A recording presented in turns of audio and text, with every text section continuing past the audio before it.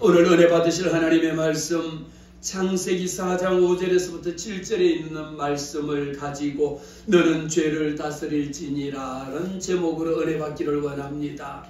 올 한 해 동안에 저는 이 말씀을 첫날 첫 주에 선포하면서 창세기에 기록되어져 있는 천지 창조의 하나님을 만납니다.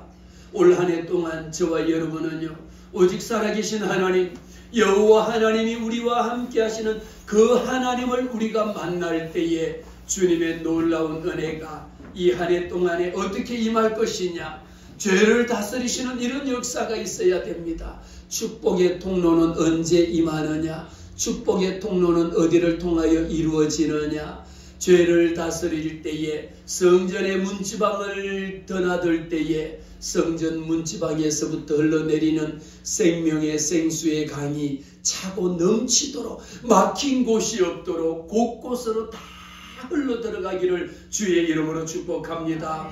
우리가 한 해 동안에 막혀 있는 것은 뚫어져야 합니다. 우리가 혈관병이라고 하는 것이 있습니다. 피가 흐르다가 막혀버리면 동맥경화라고 이야기하리죠. 그것이 우리가 머리에 오르면 어떻습니까? 뇌경색이 되기도 하고 뇌출혈이 되기도 하고 뇌종양이 되기도 합니다. 피가 흘러야 되는데 흐르지 아니하고 가다가 막혀버리면, 거기에서 터져버리면 죽을 수도 있는 생명의 위협을 느낄 수 있는 이 중대한 인명사고로 이어지는 것이 원인이 어디에 있을까요? 막혔다라는 것이거든요. 왜 막혔을까요? 막히는 것은요, 우리가 물론 고지혈증이니 임상적으로 여러 가지 말을 합니다. 그러나 오늘 저는 이 첫 예배 가운데에 죄를 다스릴지니라 4장 5절 말씀에 4장 5절에 기록하기를 가인과 그의 재물을 받지 아니하신지라. 가인이 몹시 분하여 안색이 변합니다. 가인과 아벨의 재물을 드린 것, 가인이 하나님 앞에 똑같이 예물을 드렸음에도 불구하고 그의 동생 아벨이 하나님 앞에 똑같이 예물을 제사를 드렸음에도 불구하고 여호와 하나님께서는요, 형의 예물은 받지 아니하시고 아벨의 예물은 하나님이 기뻐 연락하셨다. 기뻐할 열자거든요. 하나님이 기뻐 연락하셨는데 그 후의 문제는 너무도 잘 알고 있잖아요. 하나님께서 왜 아벨이 가인이 드린 예물은 하나님이 받지 아니하시고 동생이 드린 예물을 받으니까 형의 마음속에 너무도 섭섭하고 시기하고 분노하고 질투. 하나님, 아니 어떻게 내가 드린 제사는 받지 아니하고 내가 드리는 예배는 받지 아니하고 동생이 드린 예배만 하나님 기뻐 받으십니까? 아니 이게 뭐가 잘못된 것 아닙니까? 라고 하면서 그때부터 가인은 마음속에 분노가 치밀어 오르기 시작합니다. 화가 나기 시작하는 것이죠. 하나님 앞에, 하나님, 세상에 어쩜 이럴 수가 있습니까? 내가 하나님 앞에 똑같이 드렸음에도 불구하고 나는 장자거든요. 내가 장남이거든요. 그런데 어찌하여 장남이 드린 예배는 받지 아니하고 차남이 드린 예배는 받으십니까? 올 한 해 동안 저와 여러분은 하나님 앞에 설 때마다 하나님이 기뻐 받으시는 예배자 되기를 주의 이름으로 축복합니다. 이 창세기 4장에 나오는 말씀은 우리가 가인과 아벨은 너무도 많이 알고 있고 영화도 있고 뮤지컬도 있고 노래도 있고 너무도 많이 알려진 내용인데 왜 그만큼 많이 알려져 있느냐? 하나님 앞에 드리는 예배자의 모습이 그만큼 중요하다라는 겁니다.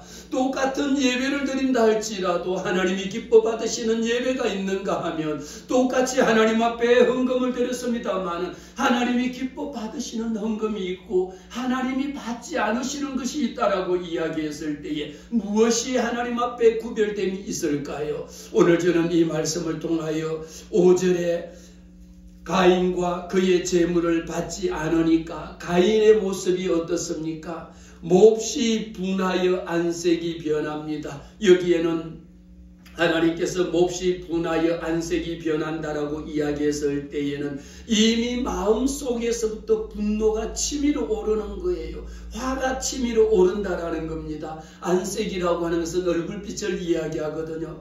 우리가 오늘 또 주일날 아침에 만나면 여러분들 옆에 계신 분 얼굴 한번 마주 바라볼까요? 보면서 인사할까요? 새해 복 많이 받으세요.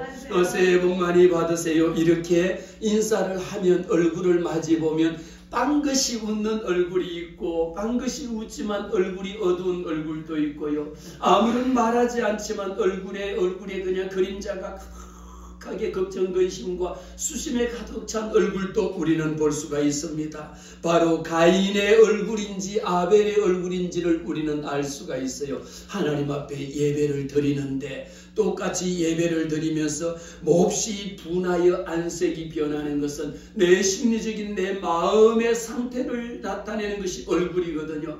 그 사람의 얼굴을 보면요, 은혜 받은 사람의 얼굴, 예수 믿는 사람들의 얼굴과 예수 믿지 않는 사람의 얼굴이 달라집니다.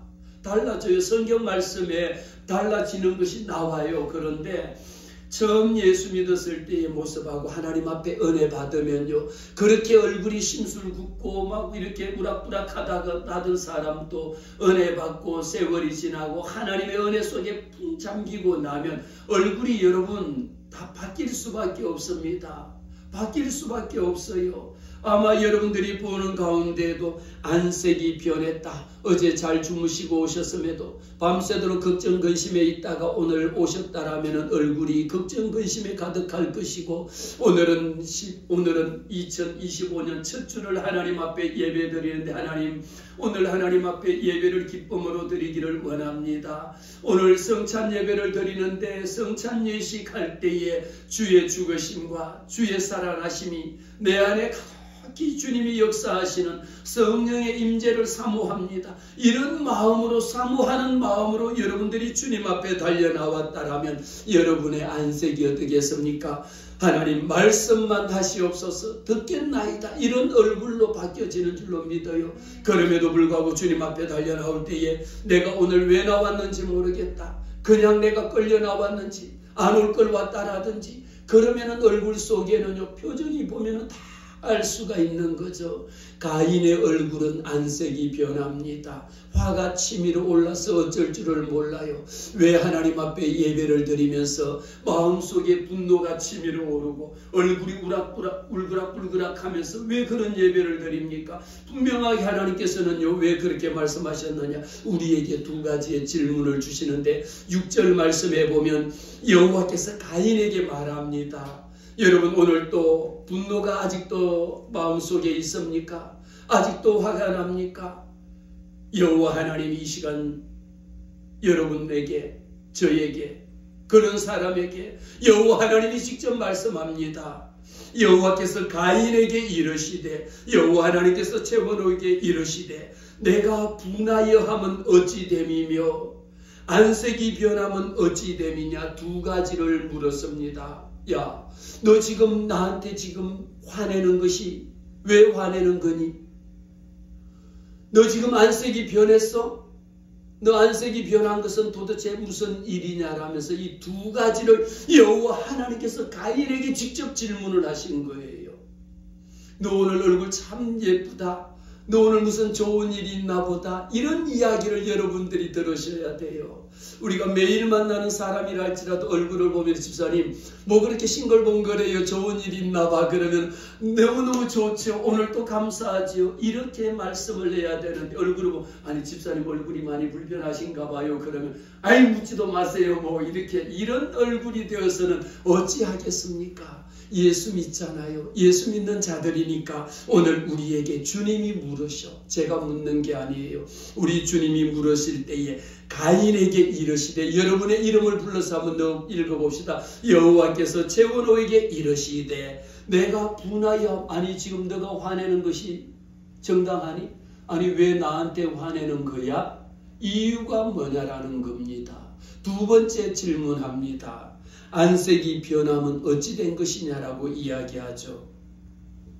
우리 주님은 이미 가인의 마음 상태, 그가 마음속에 어떤 생각을 하고 있는지, 무슨 계획을 세우고 있는지, 어떤 일을 행할 것인지를 이미 여호와 하나님은 그 사람의 심령을 꿰뚫어 보시는 여호와 하나님이신 줄로 압니다. 오늘 우리는 가인과 아벨의 이 예배를 통해서 우리 가운데에 죄가 우리 앞에 펼쳐져 있을 때에 이것을 과연 내가 어떻게 할 것이냐라는 겁니다. 7절에 기록하기를, 내가 선을 행하면 어찌 낯을 들지 못하겠느냐. 이 말씀이 무엇일까요? 우리 주님은요, 여호와 하나님은 질문하고 답하면서 우리에게 묻습니다. 오늘도 야, 만일 너가 선을 행했다라면 나 앞에 지금 얼굴을 못 들지 않는 게, 너가 나 앞에 하나님 앞에서 떳떳하고 당연하고 정당하게 하나님의 뜻 가운데 살았다라면 어떻게 얼굴을 못 들겠느냐 말이야.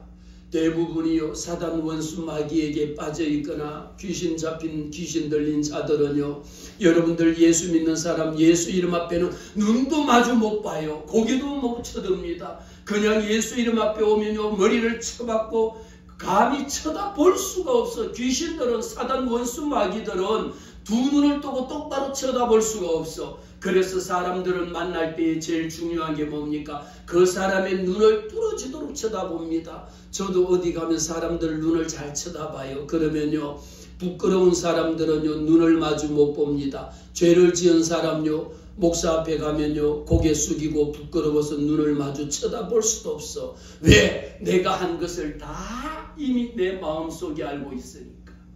그런데 제가 전공이 심리학이었었는데, 심리학자라 그러면 대부분의 많은 사람들이 이야기합니다. 만나서 교수님 심리학 전공이면요, 이미 나를 보면 무슨 생각하고 있는지 다 아시겠네요. 그러고 여러분들도 그러잖아요. 심리학자들, 심리전공 사람들 만나면 내 생각하는 것을 다 꿰뚫어 보고 다 읽고 있다라고 그래 생각하면 오히려 심리학 전공하는 사람들을 만나는 것을 편하게 생각하지 않아 두렵게 생각합니다. 그러나요, 제가 심리학 전공자이지만요, 내가 공부를 해. 나도 내 마음을 모르겠더라고요. 나도 내 마음을 모르는데 어떻게 다른 사람들이 말하지 않는 그 마음을 다 알겠습니까? 하물며 세상에 있는 이 그냥 인본주의의 심리학을 했다라고 하면서도 다른 상대방의 마음을 아는 것처럼, 그러나 마음 모릅니다. 그런데 나를 지으신 이가 여호와 하나님이시잖아요. 우리 하나님은 저와 여러분의 마음, 심령의 생각까지도 꿰뚫어 보시는 분이 여호와 하나님이시거든요. 가인에게 이 질문을 했습니다. 내가 선을 행했다라면 어찌 낯을 들지 못하겠느냐 말이에요. 우리 자녀들이 부모님 앞에 고개 못 들 일이 있고, 학교에 가면 학생들이 선생님 앞에 고개 못 들고, 교회에 오면 목사님 앞에 고개 못 들 때가 있죠. 왜 못 듭니까? 부끄러우니까, 수치스러우니까. 고개를 못 든다라는 것은 그나마도 양심이 있기 때문에 고개를 못 들고 부끄럽게 생각하고 수치스럽게 생각하고 미안하게 생각하는 것은요, 양심이 살아있으니까. 그래도 목사한테 가면, 목사님 앞에 가면, 목사님 죄송합니다. 내가 담배 피다가 왔습니다. 술 먹고 왔습니다. 죄 짓다 왔습니다. 여호와 하나님 앞에 달려나오면 이 심정이, 그래도 그 마음이 조금이라도 양심이 살아있는 자는요, 부끄럽고 수치스럽고 미안하고 죄송하고 여호와 하나님 앞에 그런 마음이 들습니다. 그러나 마음에, 양심에 화인 맞은 양심이라고 하는 것, 양심이 썩어버린 것은요, 부끄러운 것을 부끄러운 줄도 모르고요, 죄를 지었음에도 불구하고 죄인 줄 모르고요, 사악한 짓을 했음에도 불구하고 사악하다라고 하는 것을 깨닫지 못하고요, 다른 사람을 괴롭히고도요, 그 사람에게 나는 괴롭힘이라는 것을 깨닫지를 못하는 겁니다. 오늘 말씀 보세요. 가인에게 묻습니다. 너가 선을 행했다라면 어찌 낯을 들지 못하겠느냐? 너가 똑바로 살았다라면 나 앞에 부끄럽게 고개 못 들 일이 뭐가 있겠느냐라는 거입니다. 그러면서 선을 행하지 아니하면, 여기에는 두 가지를 우리에게 질문을 하는데요. 선을 행했다라면 우리가 하나님 앞에, 하나님 그래도 나름대로 한 주간 열심히 주를 위해서 살려고 몸부림치고 말씀 읽고 기도 생활하다가 넘어질 때도 있었지만 주님 앞에 나왔습니다라면, 그래도 미안스러워갖고 죄송해갖고 주님 부끄럽습니다, 내 죄를 용서해 주세요 그러면서 그래도 고개를 숙일 거 아니에요. 그런데 요즘 세상에는요, 잘못하고도요, 오히려 잘못하고 죄 지은 사람들이, 죄 지은 놈들이, 악하고 사악하고 불법을 행한 자들일수록 고개를 더 빳빳이 쳐들고 그냥 자기가 불법을 정하고 사악한 짓을 해놓고도 더 정의롭고 더 정당하고 더 잘한 것처럼 고개를 쳐들고 다니는 자들이 얼마나 많이 있는지 몰라요. 그런 자들은요, 결국은 화 있을지언정 여호와 하나님이 심판을 받을 대상이라는 겁니다. 하나님께서 말합니다. 하나님의 말씀이 화 있을지언정 양심에 화인 맞은 자들이여 부끄러움이 무엇인지도 모르고 죄를 짓고도 뭐가 죄인지도 모르고 깨닫지 못하고 당당하게 고개 들고 다니는 이 사악한 자들을 향하여 주님이 말합니다. 선을 행하지 아니하면 조건이에요. 하나님 앞에서 우리가 선을 행하지 아니한다라는 것은 뭡니까? 하나님의 말씀대로 살지 아니하고 죄 가운데 빠져 살면서 하나님이 하라고 하신 일을 하지 아니하고 세상의 온갖 죄악 가운데 빠져 있으면서 선을 행하지 아니하면 그 다음에가 중요한 거예요. 죄가 너 발 앞에 엎드러져 있을 거라는 거예요. 죄가 문 앞에 엎드러져 있을 거라는 겁니다. 왜 이 말씀을 하셨을까요? 우리는 죄를 짓는 거요. 누가 죄 짓습니까? 아니 저는 죄를 안 지으려고 했는데요. 나도 모르게 죄를 지었어요. 죄를 안 짓고 싶은데요. 하고 나니까 또 죄 지었습니다. 내가 이렇게 안 괴롭히고 싶었는데요. 하고 나니까 또 괴롭혔어요. 남의 물건 안 훔치고 싶었는데요. 어느 날 갑자기 돌아보니까 남의 물건을 또 훔쳤어요. 내가 안 때리고 싶었는데요. 또 하고 나니까 또 때린 거예요. 왜 그랬을까요?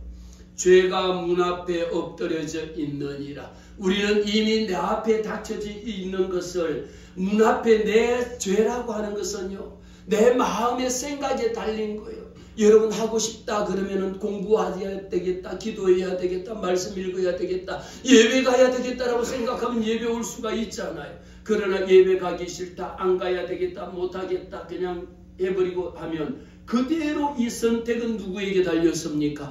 하나님께서는 저와 여러분에게 선택할 수 있는 선과 악을 택할 수 있는 자유의지를 우리의 마음속에 주셨으니까 내가 선을 선택할 수도 있고요. 악을 선택할 수도 있습니다. 그래서 분명하게 여호와 하나님께서 가인 앞에 놓여져 있는 것이 죄가 문에 엎드려져 있느니라.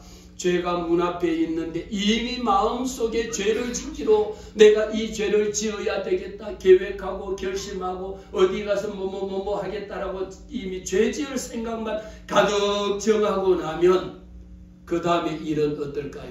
왜 여호와 하나님께서 가인에게 이 말씀을 하셨느냐면요. 죄가 문 앞에 엎드려져 있으니까 죄는 무엇을 원합니까? 죄는 너를 원하나 너는 죄를 다스릴지니라. 여호와 하나님께서 저와 여러분에게 말씀하시면서 죄가 원하는 것은 누구를 원합니까? 죄 짓는 사람을 원하는 거예요. 죄가 원하는 것은요, 시기하게 만들고 불순종하게 만들고 원망하게 만들고 불평하게 만드니까 마음속에 있는 것이라고 하는 것은 무엇일까요? 시기하고 질투하고 원망하고 불평하는 마음으로 죄에 꼬리를 물고 죄짓기 시작하면요, 끊임없이 얼마나 거짓말도 참말처럼 참말도 거짓으로 바꿔가지고요, 온갖 위선과 거짓으로 가짜로 만들어갖고 둔갑되는 이 페이크 세상을 여러분들이 너무도 잘 보고 계시잖아요. 무엇이 참인지 무엇이 진리고 무엇인지 거짓인지를 구분할 수 없을 만큼 거짓이 난무하는 이런 세상입니다. 죄는 너를 원합니다. 죄짓기를 원합니다. 여러분들이 죄짓기를 원하는 것이 죄의 속성입니다. 그러나 여호와 하나님께서는 가인을 통하여 말합니다. 너는 죄를 다스릴지니라. 우리가 하나님 앞에 죄 안 짓고 살 수 없습니다. 날마다 죄와 씨름하며 살아가고 있는데 그러면서도 여호와 하나님께서는요, 너는 죄를 다스리라고 이야기했지 죄의 종이 되지 말라라고 이야기했습니다. 제가 이전에 한동안 강의하는 제목 중에 열등감이라고 하는 것이 있었거든요.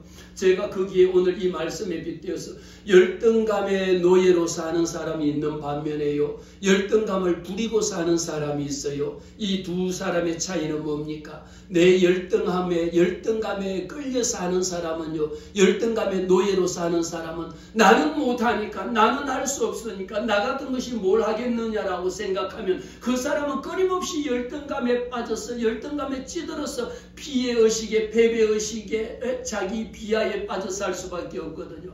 그러나 나는 열등하지만 하나님이 내게 능력 주시는 자 안에서 내가 모든 것을 할 수 있습니다. 나는 열등합니다. 하나님 나는 잘못합니다. 하나님 나는 무능합니다. 나는 아는 게 없습니다. 하나님이 내게 지혜 주세요. 하나님 내게 능력 주세요라고 하나님의 인도하심을 구하는 자에게는 내 부족함을 누가 채워주십니까? 여호와 하나님께서 할 수 있거든이 무슨 말이냐가 아니야. 예수 믿는 사람은 모든 것을 다 할 수 있단 말이에요. 그런데 여기 할 수 있거든이 무슨 말이냐라는 것은요, 할 수 있으면은 하는 게 아니라 예수 믿는 자들에게는 할 수 있다라고 하는 이런 긍정적인 말씀을 예수님이 우리에게 주신 겁니다. 그래, 할 수 있거든이 무슨 말이냐가 아니라 그 말은요, 야, 할 수 있는 거, 예수 믿는 사람은 다 할 수 있는 거야 라는 거예요. 그래서 열등감에 우리가 노예로 살 것이 아니라 열등감을 다스리고 사는 자는 성공하는 사람들이요, 열등감을 다스리고 사는 사람은 출세하는 사람이요, 열등감을 다스리고 사는 사람들은 행복한 사람입니다. 오늘 제가 이 말씀을 드리는 것은 죄는 너를 원하나 너는 죄를 다스릴지니라. 할렐루야.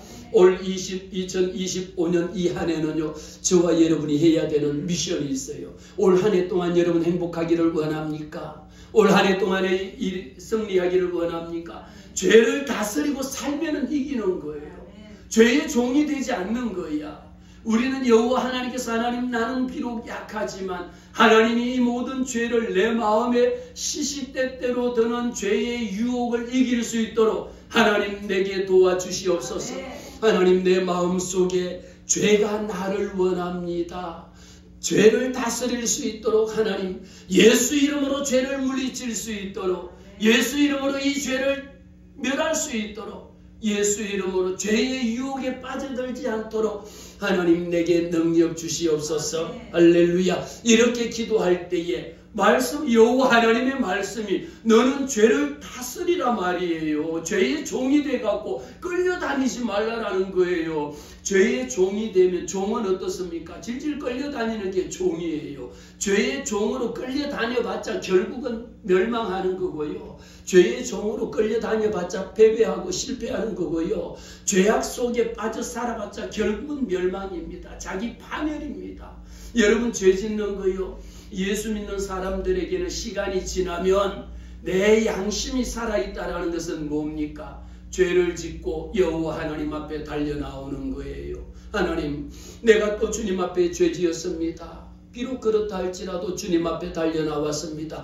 예수 이름으로 회개할 수 있는 이 마음에 심령이 있다는 것은 내 마음이, 내 양심이 살아있다는 거야. 부끄러워할 줄 알아야 돼. 무엇이 죄를 짓고도 부끄러워할 줄 알아야 되고, 미안할 줄 알아야 되고, 감사할 줄 알아야 되고, 고맙게 생각할 줄 알아야 되는데, 어떻게 도대체 무엇이 잘못되고 어디서부터 잘못된 일인지, 고마운 일에도 고마워할 줄 모르는 세상이 된 거예요. 여러분, 잘못했으면요, 제가 잘못했습니다라고 무릎 꿇고 빌 수도 있는, 잘못된 것을 잘못했다라고 빌 수 있어야 되는데, 내가 왜 잘못했어요? 그럼 고개 빳빳이 쳐들고 불평하고 원망하고 대드는 일들을 우리가 보잖아요.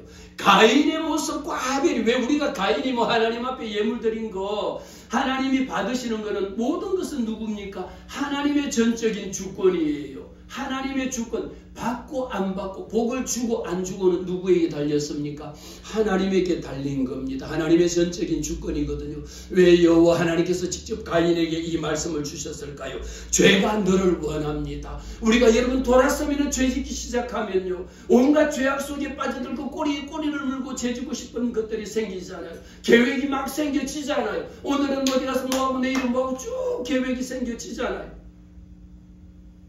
여호와 하나님께서 말씀합니다. 너는 죄를 다스릴지라. 죄의 종으로 살지 말란 말이에요. 죄의 종으로 살아봤자 결국은 패망이고요, 망하는 거고요, 실패고요, 좌절이고요, 인간 안 되는 것밖에 없어요. 예수 믿으면서 결국 죄의 종이 돼봤자 교회도 안 다니고 안 다니게 되고요, 하나님도 배반하고 떠나버리는 거예요. 가인이 이런 상태에 있었던 것을 왜 말씀할까요? 그 다음에 말씀해 보면 가인이 왜, 이미 하나님께서 이렇게 가인에게 분명하게 말씀을 하셨거든요. 죄는 너를 원한다. 그러나 너는 죄를 다스리라. 이 하나님의 명령을요, 여호와 하나님께서 가인이 그 다음에 할 일을 주님이 하시고, 너는 죄를 다스려라. 너 동생 아벨의 마음, 아벨을 마음속에 죽이고 싶은 생각이 든다 할지라도 죄를 다스려. 여러분 죄를 다스린다라는 것은요 그것을 하지 않으려고 부정하는 겁니다. 하나님의 말씀에 순종하는 겁니다. 에베소서 4장 말씀에 내가 분을 내도 죄를 짓지 말고 아니 아무리 여러분 화가 난다 할지라도 화나는 대로 행하면 내 성질 난다라고 해서 성질 나는 대로 다 하면 그것이 인간입니까? 내가 성질 나는 대로 다 부려보세요. 그것이 사람입니까? 자기 스스로를 통제할 수 없는 사람들은 결국은 자기 패만인 거. 가인이에요. 가인이 왜? 그 다음에 무슨 일을 했길래? 가인이 결국은요 자기 성질 나는 대로 여러분 해보세요. 자기 화난다고 자기 분난다고 분풀이 해보세요. 결국은 살인하는 일밖에 안 돼. 결국은요 두들겨 패서 죽게 만드는 거. 가인이 지금 하나님이 왜 가인에게 이 말씀을 주셨느냐라는 것을 우리는 봐야 됩니다. 8절 말씀에 가인이 그의 아우 아벨에게 말하고 그들이 들에 있을 때에 가인이 그의 아우 아벨을 쳐 죽여. 내 저 동생 저거 내 마음에 안 드는데 저거 죽여버리자. 저거 때려 죽이자. 이 생각을 하니까 결국은 돌멩이를 주스다가 아벨을 쳐 죽이는 이런 최초의 살인자가 됩니다. 여러분 화가 난다 해서 자기 화나는 대로 행동하기 시작하면요. 그게 인간 말종이지 그게 인간입니까? 자기 화난다 해서 화풀이를 다 쏟아놔버리면 그것을 받는 상대방은 죽음입니다. 상대방은 그 화풀이 당하는 사람은 죽는 거예요. 결국은 보세요. 가인이 아벨을 쳐 죽일 것을 하나님이 아시고 죄는 너를 원해. 그러나 너는 죄를 다스릴지라. 너 죄를 다스리지 않으면 너 아벨을 죽일 것 하나님이 아셨거든. 여호와께서 가인에게 말합니다. 여호와 하나님이 또 나타나서 가인에게 말합니다. 여기서는 우리가 하나님이 가인에게 두 가지의 질문을 하시는데 어떤 질문을 던지느냐. 9절 말씀에 여호와께서 가인에게 말합니다. 내 아우 아벨이 어디에 있느냐. 여호와 하나님은 이미 형이 자기 성질 난다고 자기 분풀이 대상으로 자기 동생을 돌로 때려 쳐 죽여버렸어요. 그리고 아무도 안 봤으니까 본 사람이 없으니까 누가 알겠어. 그러나 여호와 하나님은 이미 너 그럴 줄 알았어. 이미 너 그럴 줄 알았다고. 여호와 하나님이 묻습니다. 두 가지를 물으시거든요. 첫 번째 질문입니다. 내 아우 아벨이 어디에 있느냐. 여호와 하나님은 이미 가인이 아벨을 동생을 돌로 쳐 죽인 것을 알고 있으면서 그에게 너가 양심이 있다라면 하나님 앞에 회개하고 하나님 내가 이렇게 해서 내가 동생을 쳐 주겠습니다. 이렇게 하라고 여호와 하나님이 물었음에도 불구하고 가인이 고개를 빳빳이 쳐들고 하나님 앞에 말합니다. 내가 알지 못합니다. 왜 나한테 그런 것을 묻느냐 말이에요. 아니 내가 내 아우를 지키는 자입니까? 하나님 내가 내 아벨을 지키는 자입니까? 내가 우리 말로 하면 그 XX가 어디에 있든지 내가 그 놈을 지키는 자입니까? 라는 거예요. 하나님은 다 알고 계시거든. 하나님은 다 보시고 할 것을 이미 아셨으니까 죄는 너를 원한다 말이야. 그러나 너는 죄를 짓지 말고 너는 죄를 다스리라고 말한 거예요. 너가 만약에 죄를 다스리지 못하면 너는 최초의 살인자가 될 거라는 것을 여호와 하나님이 아신 거예요. 여러분의 마음대로 죄 짓는 거예요. 온갖 죄악 속에 빠져 죄를 짓고도 죄를 죄인 줄 모르잖아. 양심의 화인을 맞은지라 죄를 짓고도 뭐가 죄인지 내가 왜 그것이 잘못인지를 깨닫지 못하니까 가인을 통해 갖고 질문을 너 지금 어디 있어? 너 지금 뭐 하는 거야? 그랬을 때 가인은 여호와 하나님 앞에 대답하기를 하나님 내가 어떻게 알아요? 내 동생이 어디에 있는지. 왜 그거 나한테 물어요? 내가 내 동생 지키는 사람입니까? 이렇게 하나님 앞에 그러니까 고개를 쳐들지도 못하는 거예요. 수치스럽고 부끄럽고 고개를 쳐들지도 못하는 것이 인간의 양심인데 이렇게 동생을 돌로서 살인을 하고 난 후에도 여호와 하나님 앞에 고개를 빳빳이 쳐들고 하나님 아니 내가 내 동생이 어디에 가 있는지 어떻게 알아? 내가 내 동생을 지키는 사람입니까? 그리고 고개를 빳빳이 쳐들고 대드는 거예요. 여러분 우리도 학교에 가도 학생들이 그런 학생들이 수도 없이 많고요. 집에 와도 그런 학생들이 수도 없이 많고요. 국회에 가면 국회의원들이 그런 자들이 수도 없이 많고요. 온갖 일들 나라 속에 보면은 그냥 거짓된 것들로 거짓되면 거짓될수록 오히려 더 고개를 빳빳이 쳐들고 거짓을 진짜보다 더 둔갑시켜서 하는 자들이 얼마나 많이 있습니까? 여호와 하나님이 가인에게 두 번째 질문을 합니다. 이러시되 내가 너 뭐 했어? 우리 부모님들도 자녀들에게 많이 묻잖아요. 너 뭐 했어? 너 어디에 있었어 그때? 그때 어디에서 너 뭐 한 거야? 이렇게 묻잖아요. 내 아우의 핏소리가 땅에서부터 내게 호소하네. 여호와 하나님은 이미 땅에서부터 그 동생 아벨을 쳐 죽인 그 억울함, 이 부분이 그 피가 이미 여호와 하나님 앞에 호소하는 것을 하나님은 들으신 겁니다. 그러면서 보세요. 왜 여호와 하나님께서 가인에게 죄는 너를 원해. 그러나 너는 죄를 다스려. 죄를 다스리지 못하면 죄의 종이 되면 결국은 죽음이라는 거예요. 죄의 종이 되면 결국은 파멸이라는 겁니다. 그 결과 이렇게 이야기합니다. 땅이 입을 벌려 내 손에서부터 내 아우의 피를 받았은즉 내가 땅에서 저주를 받으리라. 저는 오늘 이 말씀을 준비하면서요. 우리가 2025년 이 한 해를 살아내기 위해서는 죄는 너를 원하지만 죄는 나를 원하지만 나는 죄를 다스릴지라. 할렐루야. 하나님 나는 연약합니다. 육신의 정욕으로 육신의 정욕과 안목의 정욕과 이생의 자랑에 빠져 살아갈 때가 너무도 많이 있는데 여호와 하나님 나는 내 힘으로 내 생각으로 내 마음으로 안 하고 싶어도 이미 죄는 중독입니다.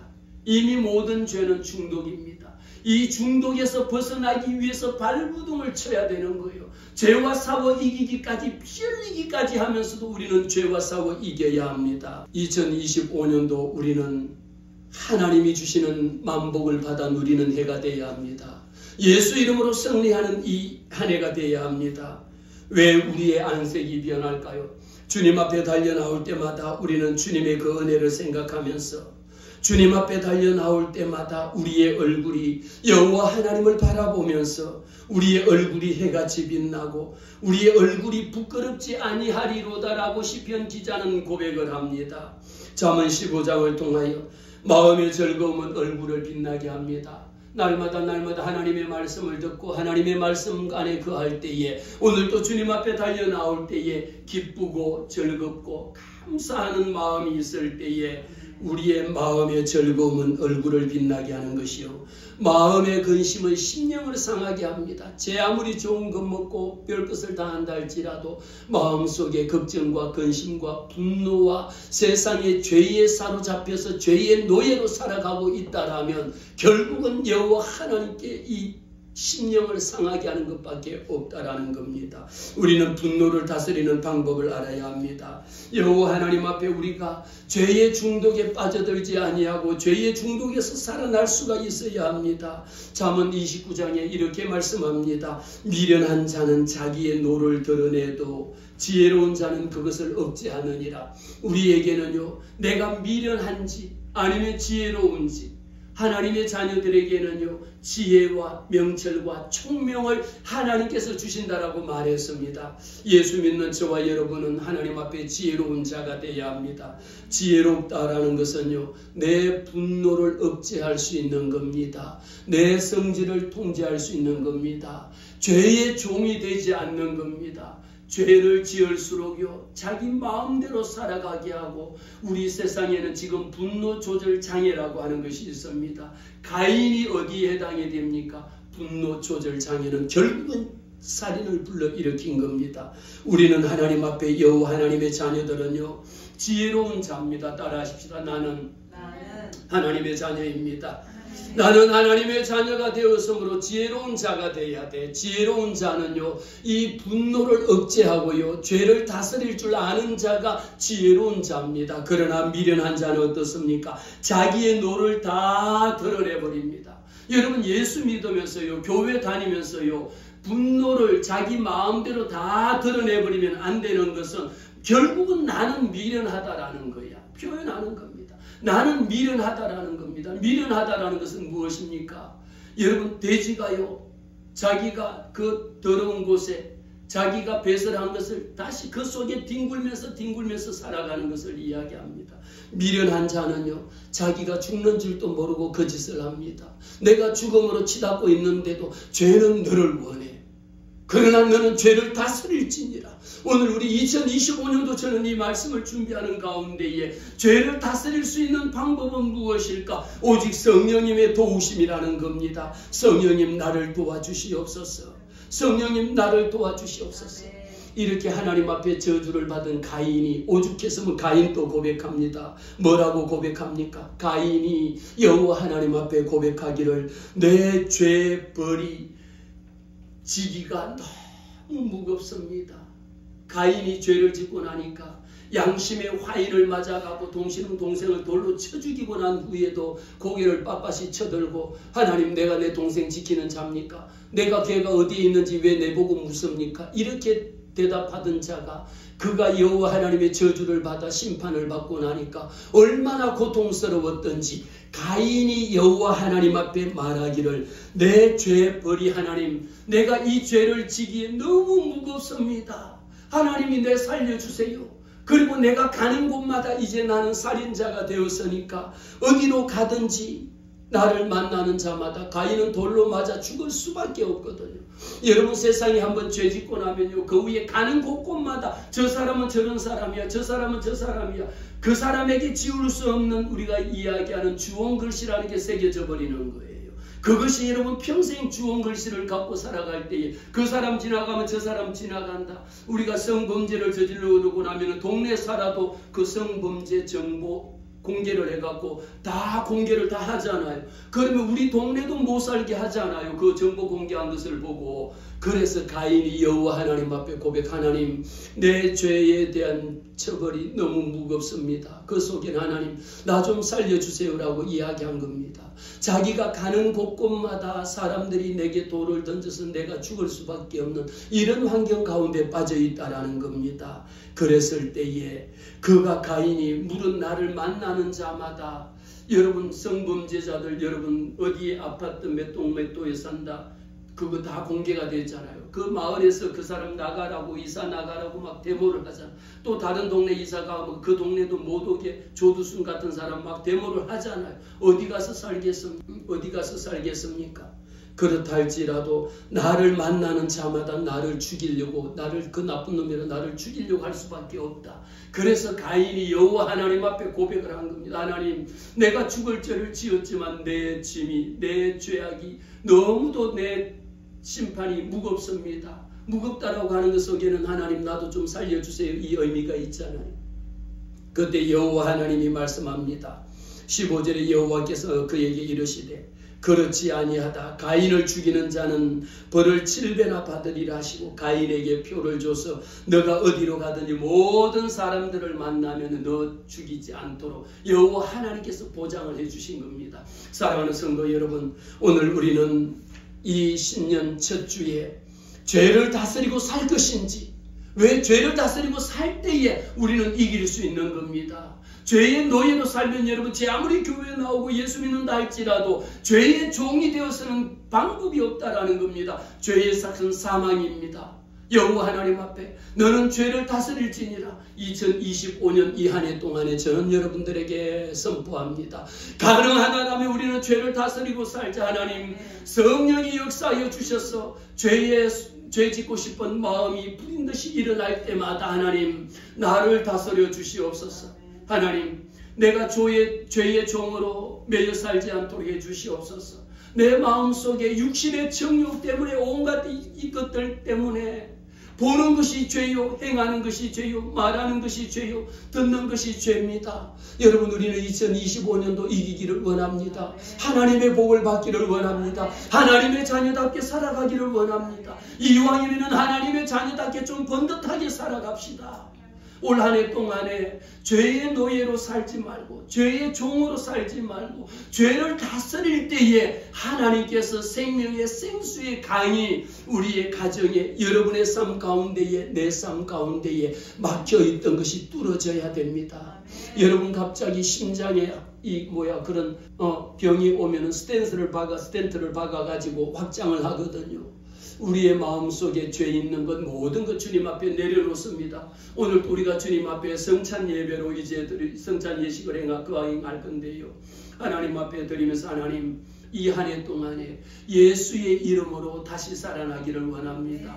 내 마음속에 양심 맞은 화인 맞은 양심이라 할지라도 주님 나를 불쌍히 여겨주시고 이 가인이 심판받은 이 무거운 죄의 짐에서 하나님 나를 살려주세요. 하나님 나를 치료해 주세요.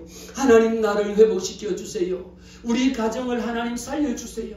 우리 자녀들을 하나님 회복시켜 주셔서 2025년도 이 한 해는 기필코 하나님을 기쁘게 하고 부모님께 기쁘게 하고 우리 주변에 우리 하나님 앞에 영광 올려드리는 그런 삶을 살기를 원합니다. 하나님의 성령이 나를 도와주시옵소서. 성령이 도와주실 때에 죄의 욕심은 죄의 소원은 내게 있을지라도 너는 죄를 다스릴지라. 할렐루야. 2025년도 우리 두 손 높이 들고 하나님 앞에 한번 부르짖어 기도할 거인데 하나님 죄를 다스리게 하옵소서.